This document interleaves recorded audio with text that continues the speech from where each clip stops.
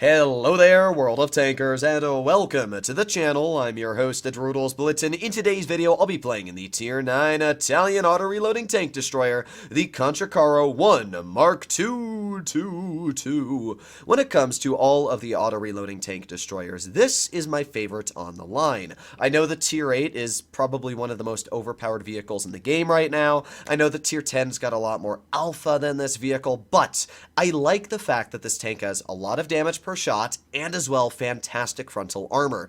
The Tier 10 actually has a hatch on the roof, and if you notice this vehicle's frontal armor, it has no hatches. And when you add that onto the fact that this gun is actually more accurate than the Tier 10's, and it barely has any less penetration, it's honestly just as strong in my opinion, tier for tier, maybe even a little bit stronger than the Tier 10 Minotauro. The reason why this tank is just that little bit edged over for me is because not only does it have no hatches, but as well, it also has 13 degrees of gun depression, which is absolutely insane. This Tier 9 is now the deadliest damage dealing Tier 9 as well. Previously, it was the AMX 5120 that could get out 1200 potential damage in a matter of 6 seconds from the first shell. This vehicle can deal, it's 450 times 3, so that would be 900 plus another 450, so it should be about, 1350 damage potential in a matter of 7 seconds. That is insane. Like, yes, obviously you're going to have a very long reload.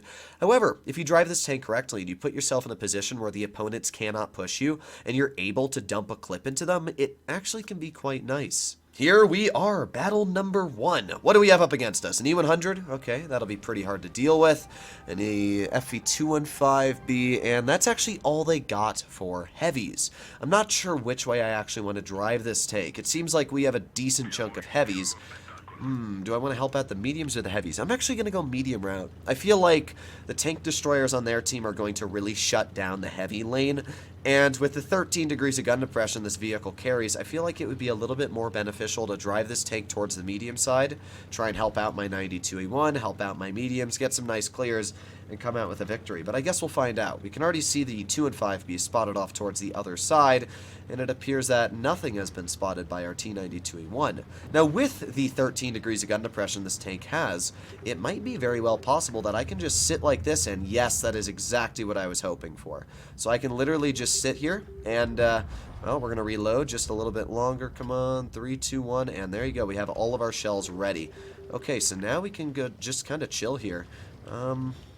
We got the bat chat in the back. I'm obviously a little worried about the 183, but it appears that the 183 is not there, although there is something off to my side.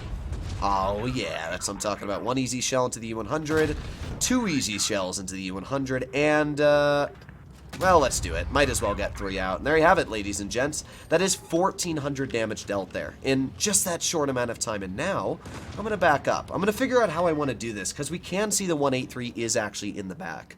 And obviously, I don't really want to deal with that. Oh, boy, but my grill is just sending it. I'm not sure if that's the right decision. I'm going to be completely honest here. Now, we got this 2 and 5B in front of us. We've got 1 shell loaded. I'm obviously going to wait for my next shells to start getting into the gun. While you do lose a lot of damage per minute dumping the clip, I do like the ability. I mean, look at the E100 now. Man is basically absolutely destroyed at this point. We're gonna get a nice shell into the 2 and 5B as he crosses, and I could kill the bat chat, but I feel like it would be a waste. If I'm gonna dump my final shell, I really want to get at least my damage worth with it. I'm not just gonna dump it, you know. But it seems like I've been able to help out my heavies enough over there. They've gotten some decent damage out. Now we're going to continue sitting hull down over here. Let's see. Not much I need to worry about there. I'm really hoping that... Nice. Our E4 gets a pretty solid penetration in there. And with that... Ooh, we got the Conway. Come on. Aiming, aiming, aiming. And boom. There you go. 1 easy shell into the Conway. Looks like he doesn't want to poke anymore. Oh, maybe he does, though. Ooh. Cringe. Alright. Well, at this point in time, it's an incredibly easy win. Their team only has a couple vehicles left, and we've done our job. I mean, we haven't really been able to use the armor, but doesn't really matter. This easily showcases where the gun on the Contraccaro is pretty nice. We're going to get another shell into the Conway here. There you go. Pretty easy slap. We get a nice bounce. Finish him off. We still have 1 shell left, and that final shell is going to be used, hopefully, on the Tortoise, which we were able to get out and deal 3,400 damage. See, there's a lot of people out there that just think that you should never shoot that reserve shell. And yes, I probably could have dealt more damage this game not dumping that reserve shell, but it's all about the numbers. You have to predict in your mind, if I dump my clip now, I know I can penetrate all my shells. Am I going to be able to reload my shells before I'm going to get some easy penetrations in the future? Now, when it came to that battle, I probably would have done a little bit better off if I had maybe saved that last shell and then only shot 2 into the E100 and then maybe shot the 2 and 5B a little bit more. But we did pretty good. And judging that we were in a tier 9 and a tier 10 battle and we did our job, it was pretty fun, I gotta be honest. And, I mean, you saw the fact that I could literally sit hull down on that ridge. This is the only tank in tier 9, tier 8, tier 10 that can sit hull down in the spot that I put it and easily work that position. So what did we have up against us? We got a Sama, a Tiger 2, and a VK-45. So that's 3 heavies. Okay. And it really depends where my team goes. In a tier 8 battle, I'm not too worried. Let's go medium side. Let me just do this. Okay, let's see what we can do here. So, I'm going to push... I'm thinking I'm going to go wide with the Super Pershing here. I feel like that should be a pretty easy maneuver to do. You'll notice that while this tank is not very fast, it actually has a decent power to weight on flat ground, which makes it pretty enjoyable, actually, as long as you're driving it on flat ground. So we can see the Waffenträger, Panzer IV spotted in the back, and we've detected a fair amount of the enemy team at this point, but it doesn't really bother me, because what are they going to do? I can sit right here this whole time, wait for my clip to load. There's a Conway. Boom, easy shell into the Conway, and, I mean, he hits me for 640, but doesn't really bother me too much. Oh, we also got the Waffle. Now that is something I don't want to be shot by. So I'm glad that we penned him, because I'd rather get damage out than do no damage. But in this situation here, we can see the enemy team's actually playing a lot more aggressive than I would expect them to. I don't know why, but people seem to just think that they can poke you for free, which makes no sense to me. Like, I'm an auto-reloading tank destroyer with 450 alpha. Why would you ever do that in a Waffle? Like, even if you pen me, you're only getting about 150 more damage out. I don't really understand the thought process behind that. So we're just going to reload here. As you can see, this is one of those examples there where dumping my reserve shell might not have been a bad idea. We got 7 more seconds left before we get all of our shells ready. And 3, 2, 1, and okay. All right, we have our full clip ready. There's 1 easy shell into the T-54 lightweight. I'm going to let my Scorpion finish the guy off. Then I'm going to go for a tracking shell into the Conway. Let's back up, and nice. Look at that. We were able to even get into cover once again. This is where the whole line does great, is when you're able to bait the enemy in a way that they really can't poke you. And now I'm going to try and help out my teammate against this Chimera. There's 1 easy shell into the Chimera, and let's go for 2 easy shells into the Chimera.